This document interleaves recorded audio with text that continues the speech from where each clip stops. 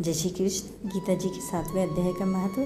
भगवान शिव कहते हैं, पार्वती अब मैं 7वें अध्याय का महात्म्य बतलाता हूँ, जिसे सुनकर कानों में अमृत राशि भर जाती है। पाटलिपुत्र नामक एक दुर्गम नगर है, जिसका गोपुर द्वार बहुत ही ऊंचा है। उस नगर में शंकुकर्ण नामक एक ब्राह्मण रहता था। उसने वैश्य वृत्ति का आश्रय लेकर बहुत धन कमाया, किंतु न तो कभी पितरों का तर्पण किया और न देवताओं का पूजन ही।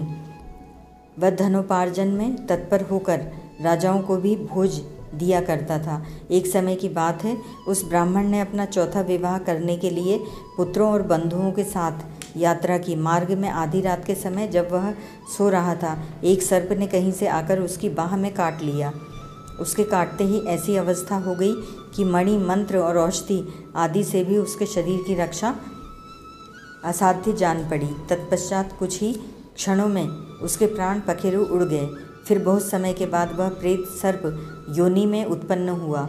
उसका चित्त धन की वासना में बंधा था। उसने पूर्व वृतांत को स्मरण करके सोचा, मैंने जो घर के बाहर करोड़ों की संख्या में अपना धन गाड़ रखा है, उससे इन पुत्रों को वंचित करके स्वयं ही उसकी रक्षा करूँगा। एक दिन सांप की योनि से पीड़ित होकर पिता ने स्वप्न में अपने पुत्रों के समक्ष आकर अपना मनोभाव बताया। तब उसने निरंकुश पुत्रों ने सवेरे उठकर बड़े विस्मय के साथ एक दूसरे से स्वप्न की बातें कही।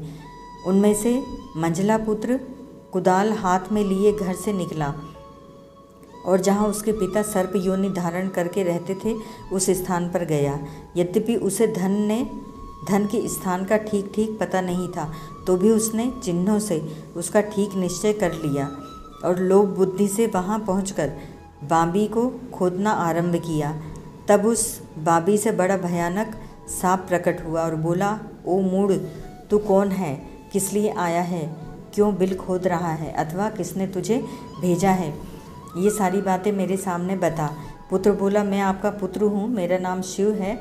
मैं रात्रि में देखे हुए स्वप्न से विस्मित होकर यहाँ का सुवर्ण लेने के लिए कौतूहल से आया हूँ। पुत्र की यह वाणी सुनकर वह सांप हंसता हुआ उच्च स्वर से इस प्रकार स्पष्ट वचन बोला, यदि तू मेरा पुत्र है तो मुझे शीघ्र ही बंधन से मुक्त कर। मैं पूर्व जन्म के गाड़े हुए धन के ही लिए सर्प योनि में उत्पन्न हुआ हूँ। पुत्र ने पूछा, पिताजी, आपकी मुक्ति कैसे होगी?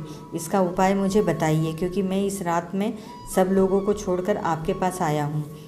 पिता ने कहा, बेटा, गीता के अमृतमय 7वें अध्याय को छोड़कर मुझे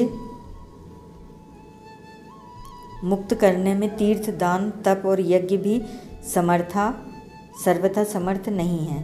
केवल गीता का 7वां अध्याय ही प्राणियों के जरा, मृत्यु आदि दुख को दूर करने वाला है। पुत्र, मेरे श्राद्ध के दिन 7वें अध्याय का पाठ करने वाले ब्राह्मण को श्रद्धापूर्वक भोजन कराओ।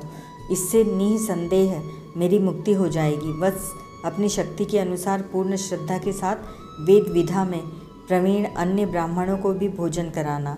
सर्प योनि में पड़े हुए पिता के ये वचन सुनकर सभी पुत्रों ने उसकी आज्ञा के अनुसार तथा उससे भी अधिक किया।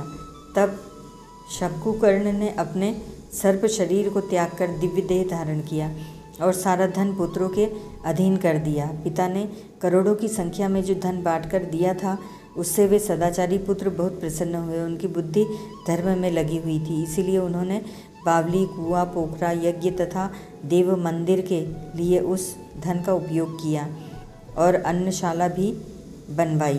तत्पश्चात 7वें अध्याय का सदा जप करते हुए उन्होंने मोक्ष प्राप्त किया। पार्वती, यह तुम्हें 7वें अध्याय का महात्म्य बताया गया है, जिसके श्रवण मात्र से मानव सब पातकों से मुक्त हो जाता है।